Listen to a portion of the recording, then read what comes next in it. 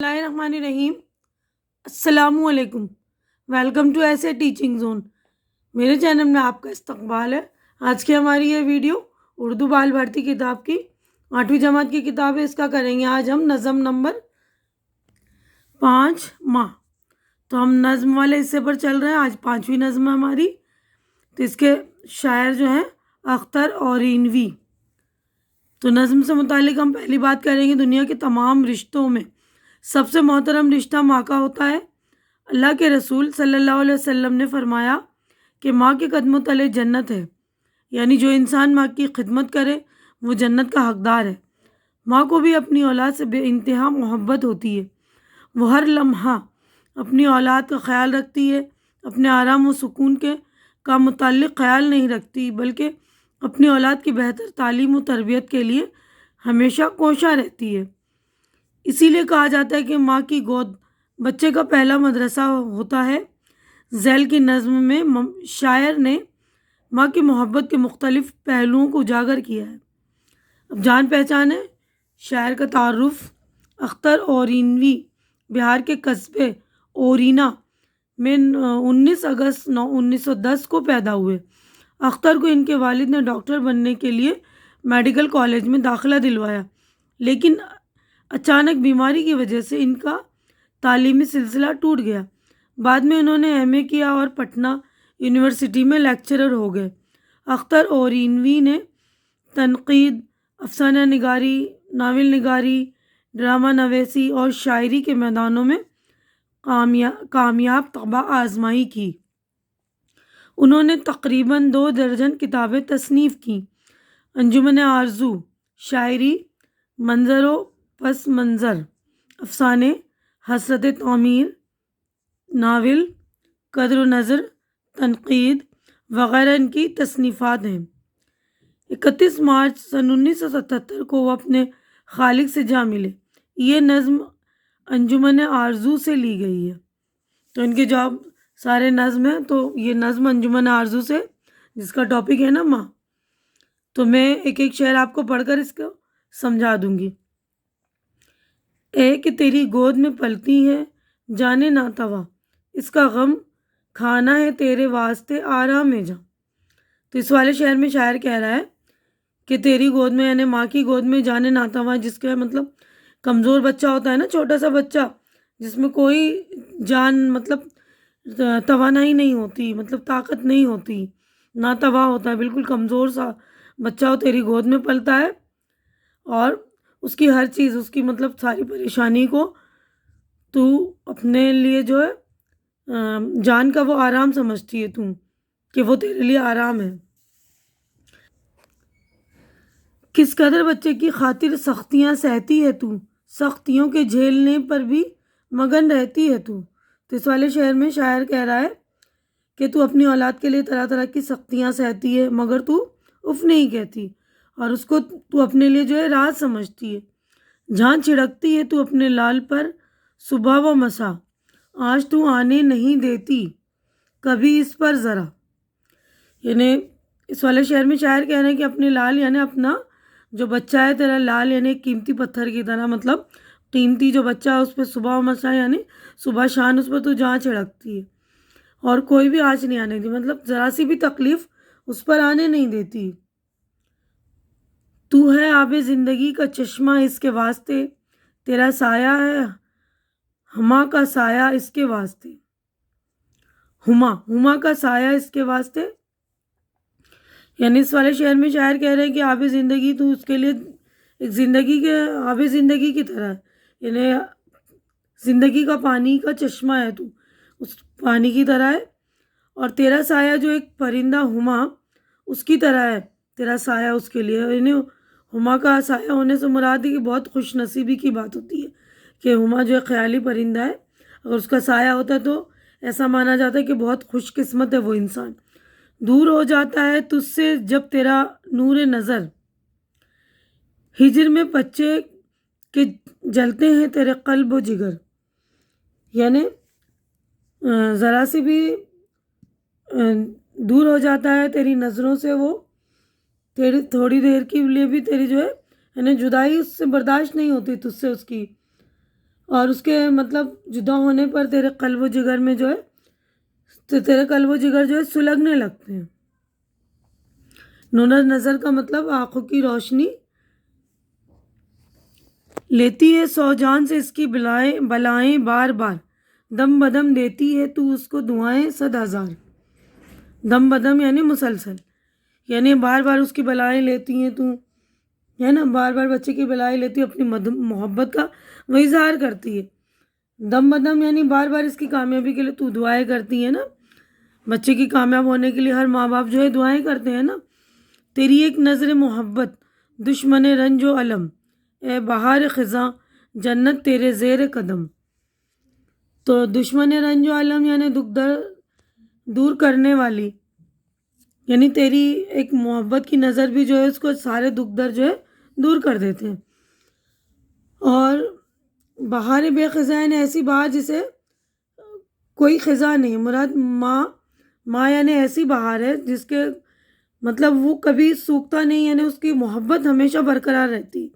اور جنت جو ہے تیرے قدم کے نیچے. پرورش پاتی ہے تیری گود میں انسانیت، تیری ہی آغوش میں ملتی ہے اس کو تربیت. یعنی تیری آغوش میں انسانیت پروان چڑھتی ہے اور اسی میں جو ہے اس کی تربیت ملتی ہے، اس کو تعلیم و تربیت ملتی ہے. ہیچ کونین کی تیرے مقابل دولتیں، تیری ہی تعلیم سے پاتی ہے قومیں رفتیں. ہیچ ہے، ہیچ یعنی کہ کم تر، بالکل معمولی ہے. یعنی کونین کی دولتیں تیرے مقابلے میں، تیرے سامنے، مطلب کتنے بھی بڑا خزانہ ہو، دونوں جہاں کی دولت ہو، کونین یعنی دونوں جہاں کی، تو وہ ہیچ ہے یعنی کم تر ہے، معمولی سی ہے. اور تیری تعلیم سے مطلب تو تعلیم و تربیت دے گی تو قومیں جو ہے اونچائیوں پر پہنچیں گی. رفتیں یعنی بلندی، اونچائیاں. خلق کر سکتی ہے بچے میں تو قلب شیر نر، تو اگر چاہے بدل دے قسمت نوع بشر. نوع بشر یعنی انسان، یعنی کہ بچے میں ماں تو وہ دولت ہے جس کے سامنے دنیا کے خزانے کی کوئی بھی مطلب حیثیت نہیں. قوموں کی ترقی میں تیری ہی تربیت کا ثمرہ، یعنی تو اگر چاہے تو سب کی، پوری انسان کی قسمتوں کو بھی بدل سکتی ہے.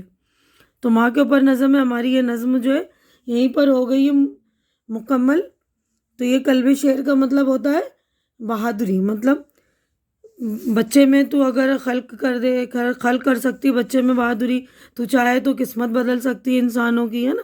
تو ماں چاہے تو بچے کے لیے بہت کچھ کر سکتی ہے، اس کو بار بار کامیابی کی دعائیں دیتی ہیں، اس کے قسمت کو بدلنے کی دعائیں دیتی ہیں، ہے نا.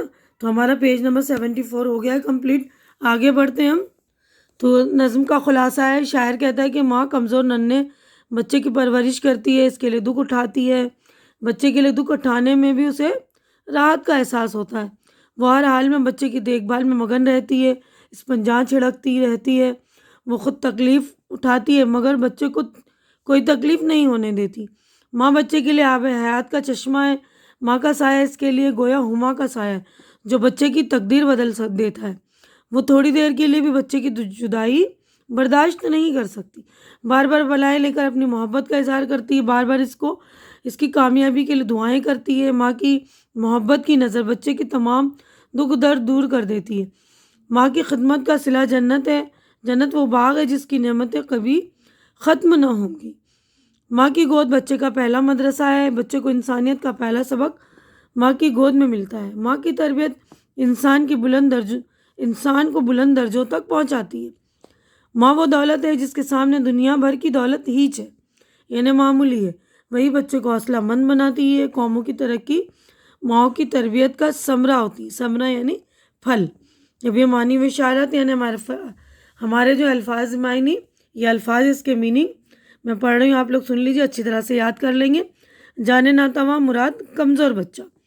غم کھانا، دکھ اٹھانا، آرام جا وہ جس سے دل کو سکون ملے.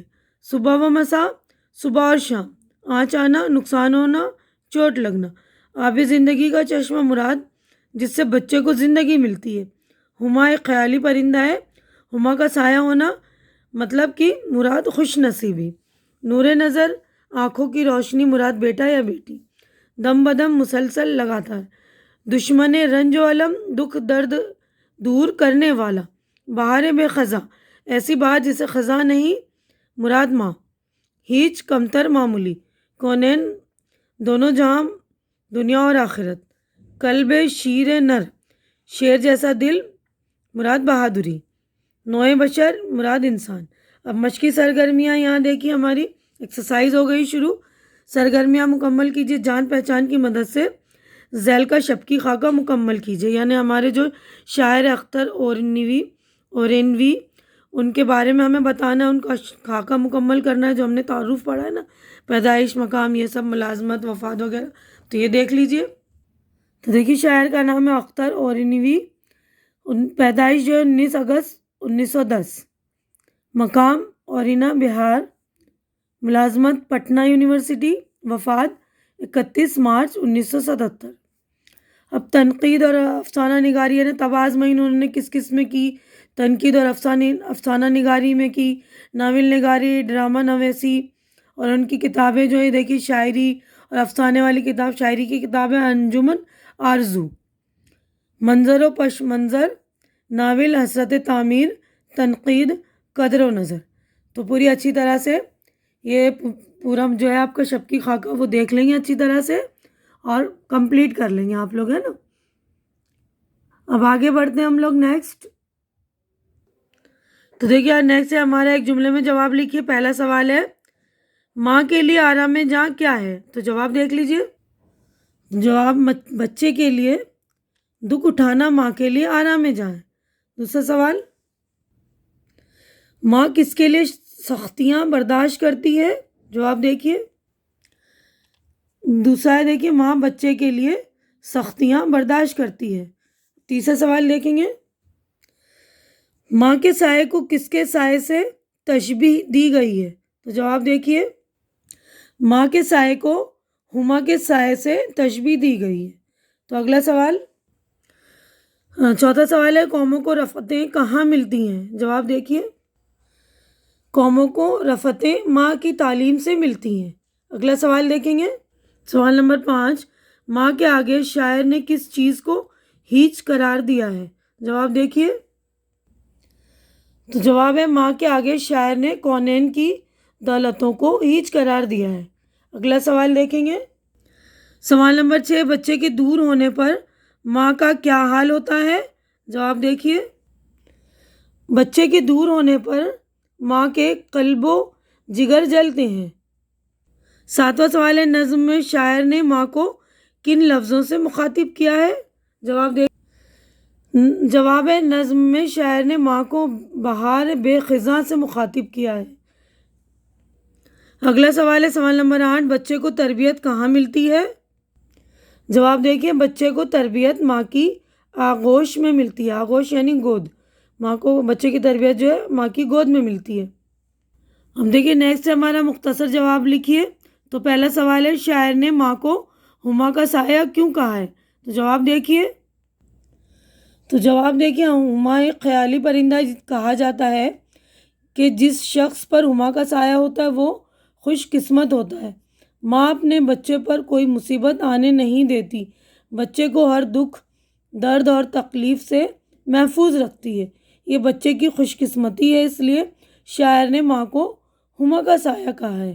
اب اگلا سوال دیکھیں گے سوال نمبر 2 ہے ماں کی محبت کی نظر کو دشمن رنج و علم کیوں کہا گیا ہے؟